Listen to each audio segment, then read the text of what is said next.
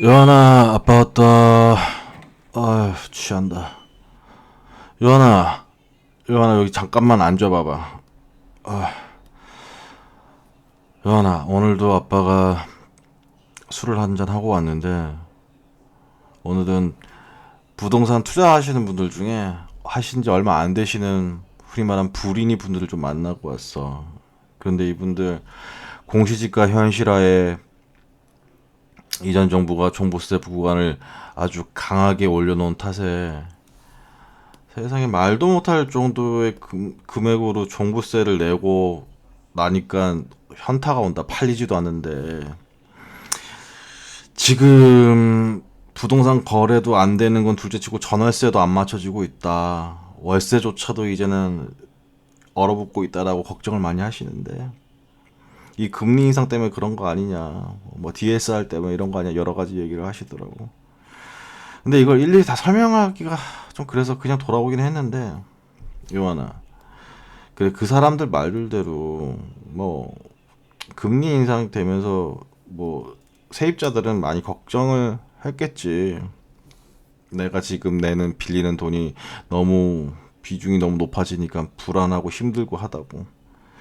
그런데 전에도 항상 말했지만 2005년에서 2008년도 그 시기에, 특히 2008년도에 그 금리 인상 시기에도 서울과 전국의 부동산 아파트 가격은 다 올랐었어. 2차 인상 시기에, 금리 인상 시기에도 서울은 공급량 때문에 주변 수도권 때문에 조금 하락은 했지만 전국적으로는 다 또 상승을 급등했었거든.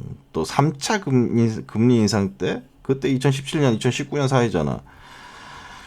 그때도 전국이 동시에 급등해서 올랐단 말이야.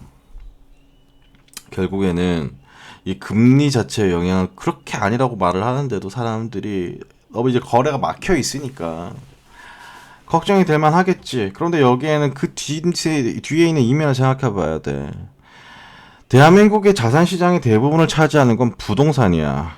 그 부동산 중에서도 특히 주택이 많단 말이야. 작년 2021년 한 해 동안에만 해도 무주택이었다가 유주택으로 가다, 흔히 말하는 지금 무주택자 영끌 쪽으로 욕을 하는 사람들이 103만 명이었어. 그 103만 명의 자산들은 고점에 산 거거든, 사실상. 그럼 이 사람들은 그럼 자산이 비중이 날아가게 되면 경제 상황이 어떻게 될까?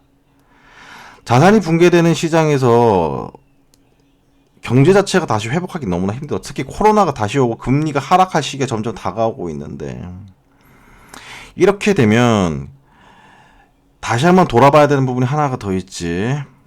바로 주택을 공급하려고 했던 건설사들이 과연 건물을 짓겠냐, 주택을 공급하겠냐라는 측면인 거야. 왜냐하면 이 공급량이 이제 더 이상 늘어날 것 같지 않다는 게 확실하게 보인 게, 이번에 규제 지역이었던 데를 윤석열 정부가 풀면서 같이 해제했던 내용들이 몇 가지가 있어. 그 중에 하나가 사전 청약 제도를 없앤 거야. 사전 청약 제도가 뭐야?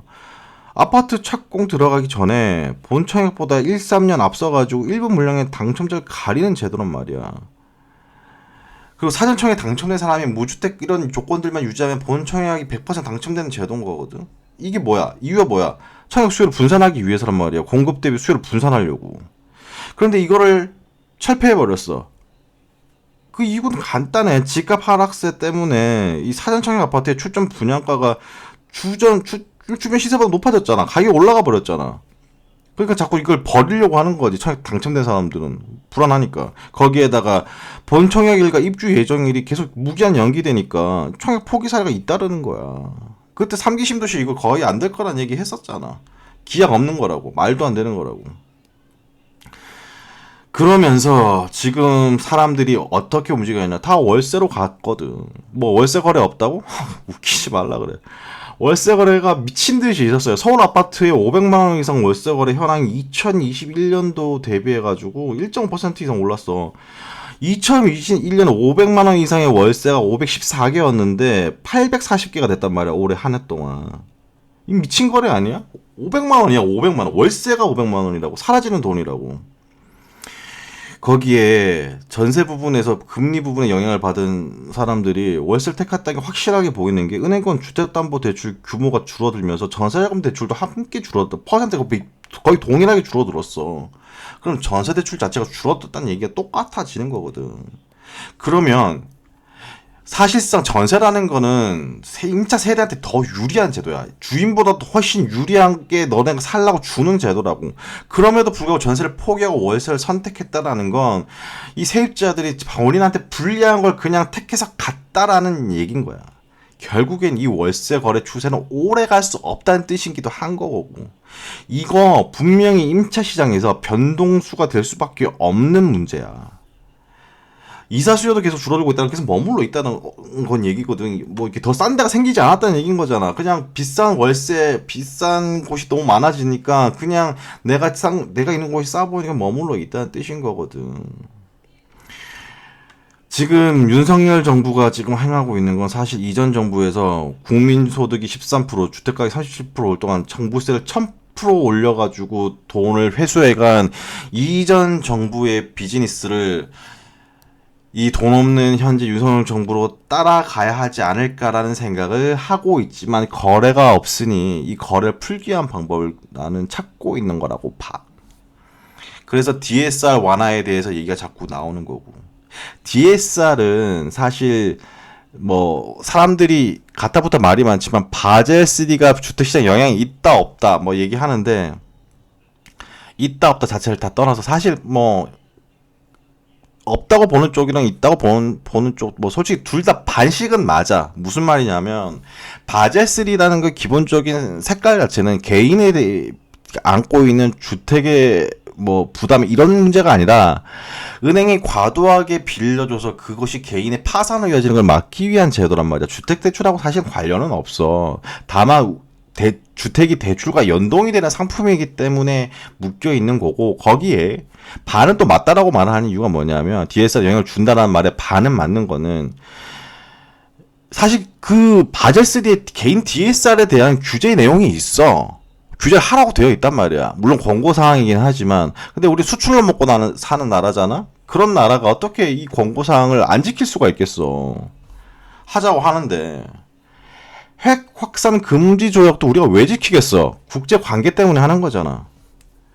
근데 이 DSR의 규정 내용은 나와 있는데 문제는 몇 퍼센트 하라는 말은 없어. 세부적인 내용이 없단 말이야. 그러면 LTV 나오는 한도 가지고 DSR을 맞춰버리면 사실 DSR 무력화되는 거나 마찬가지거든. 근데 지금 정부는 그걸 못 하겠대요. 왜? 왜겠어? 이렇게 돼버리면은 솔직히 자기한테 표를 줘야 될 대상들이 집값 올려놨다고 비난할 것 같잖아. 지금 정부도 바보들이 아니야. 원씨도 바보가 아니야. 그 양반 이거 뭔가 방아쇠가 생기면 이 임차세대 아까 말했던 그 기형적인 월세가 분명히 다시 전세적으로 돌아갈 걸 뻔히 알고 있기 때문에, 그게 주택 가격, 매매 가격에 미친 급등을 가져올 걸 알고 있기 때문에 손을 못 대는 것 뿐인 거지. 하지만 이 종부세란 부분이 언제고 자산시장의 붕괴와 함께 찾아오는 저승사자가 될 역할을 한다면, 그러면 그 전에 어떻게 돈이 돌도록 만들어야 될 거라는 생각은 하게 될 거야.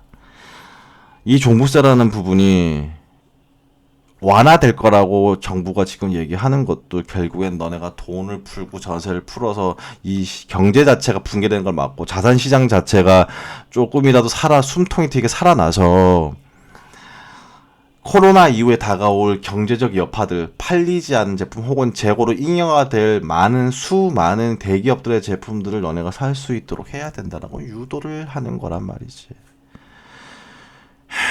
그래서 거래 안 될 때 걱정 많으신 분들 때문에 마음이 아프긴 하지만, 그래도 정치적인 움직임이나 언론사들의 정치에 빌붙으려고 하는 그 논조에 휘둘리지 않고 조금만 더 침착하게 바라봤으면 좋겠다는 생각을 해본다. 그래서 오늘도 마음이 갑갑하다. 여보!